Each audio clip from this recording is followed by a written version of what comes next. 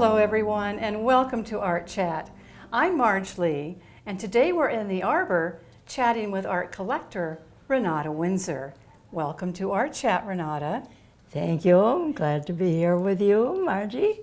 And the first thing we're going to do is look at the piece outside my door. We are indeed, and that's something really unusual because that's what we call a kinetic artwork. Yes. Tell us about that. It is done by an artist who is an Ojibwe Indian from Minnesota, and it's an interesting piece, and you can rock it, and it makes an interesting design.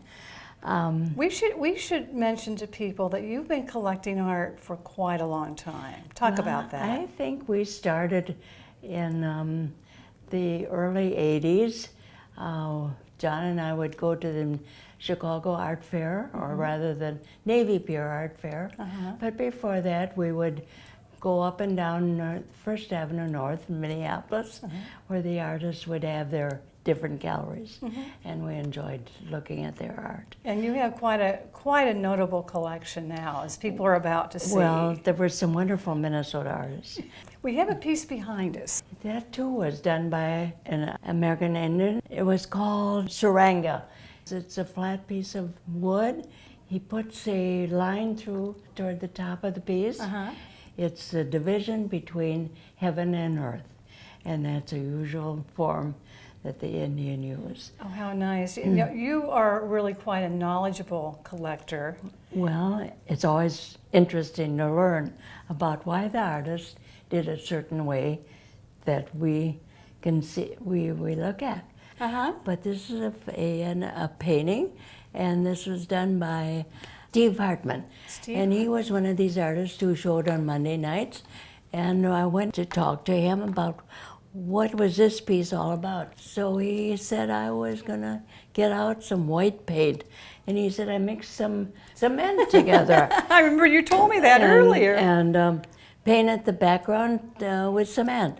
And then he said, oh, this reminds me a little bit about caves. And then we would paint on the walls because we were there for a while.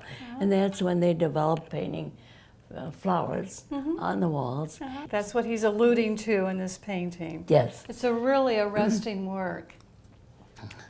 And I know what's right to the next to that. Yes. Tell us about those works. Stella. Frank Stella. Frank Stella. You know, Frank Stella has been called a sculptor's painter. Oh. Because later in his life, he got into these wonderful organic forms, very colorful works. And as you can see in these works, very sculptural forms. These are just wonderful. They're wonderful. Yes. And he is still alive. He's 83 he years is old. still alive. Still producing art. I'm not sure if he produces art, but he maybe does. He's a very significant painter, very significant American painter. As is the one right next to Frank Stella. Lucky I have some. Okay, the next one is a very interesting artist. His name is Richard Diebenkorn. He used the primary colors, very strong colors, and produced corners instead of round forms, so that he was just a little of an upstart. Very influential, very significant artist. And he always did big paintings. Big too. paintings. Yeah. He did things in a big way. Yes. So it's wonderful. It seems to me that you really love color because I'm seeing that in your paintings. Yes. And I'm afraid I always like big pieces too. Well, why not? The wall space. And I should point out here, when I moved here, I painted the walls yellow. I always thought the yellow showed off art a little bit better than the paintings. other colors. Yeah, they really pop on the yellow, don't they? And I did like the yellow. Coming from Minnesota, I lived in Minnesota for 93 years of my life, and I, of course, never thought of. I always thought sissies moved to Florida because we went skiing several times a year. I've always liked her gracefulness, and wherever we lived, I would always place her near a doorway because I felt she had her grace about her. Say, please come in, this is my home, welcome. So But here, there was no door to put her at, so I put her against the sky. And one time, I had a luncheon for some rather conservative people, and we were in the living room, and she was nearby, and we were having our luncheon, and I escaped to the kitchen for more coffee. And when I came back, the older man who sat next to the sculpture had taken his napkin and covered the sculpture. I was a little embarrassed to sit next to that naked woman. Oh dear. Well, I think she's beautiful and she should be out. And she has a wonderful innocence about her. Yes. And simplicity. I love that for her. You know, I want to mention that while you have very significant works of art here, and we're gonna end with one of them, you also have works of art by 3 Shell Point residents. I do, and I think the artists who are residents here are very wonderful. I enjoyed having a piece by Suzanne Bennett and by Renata, and I also have a couple of pieces by Betsy. By Betsy Conrad.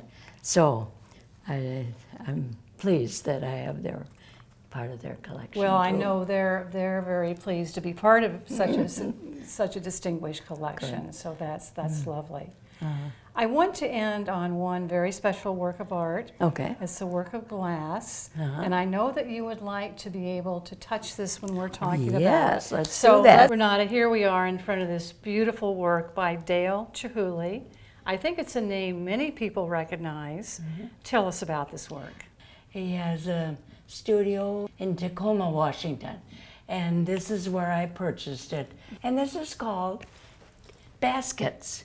It's because you have a piece of glass inside of a basket. And so I love it because it's a little different from his usual, which you have seen in many museums, and large installations. I'm very pleased to have this piece right here. Well, he loves things with color and light, and he has said that the basket series he considers among his most innovative work. Oh. So it's very fun that we have one here in your collection. So I want to thank you so much for sharing this very notable collection with everyone here at Shell Point. It's been a real delight. Well, I enjoyed it. Thank you so much. Thank you. And thanks to all of you for joining us for another Art Chat. We'll see you again soon. Bye-bye.